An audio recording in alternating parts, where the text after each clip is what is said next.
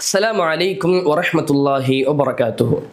என்னுடைய பாசத்திற்குரிய அருமை சகோதர சகோதரிகளே, அல்லாஹு சுப்ஹானஹு வ தஆலா நம்மை நரகத்திலிருந்து பாதுகாப்பதற்கு நிறைய வழிகளை வைத்திருக்கின்றான். அதிலே ஒன்றுதான் ரசூலுல்லாஹி ஸல்லல்லாஹு அலைஹி வஸல்லம் அவர்கள் கூறினார்கள், மன் ஸாம யௌமன் ஃபீ ஸபீலில்லாஹ், யார் அல்லாஹ்வினுடைய பாதையிலே அல்லாஹ்விற்காக ஒரு நாள் நோன்பு வைப்பாரோ, பஅதல்லாஹு வஜ்ஹஹு அனின் நாரி 70 கரீஃபா, அந்த நோன்பாளினுடைய முகத்தை அல்லாஹ் சுப்ஹானஹு வ தஆலா நரகத்திலிருந்து 70 ஆண்டு கால தூரத்தை விட்டும் நீக்குகிறான் என்பதாக ரசூலுல்லாஹ் அவர்கள் கூறியதை நம்மால் பார்க்க முடிகிறது.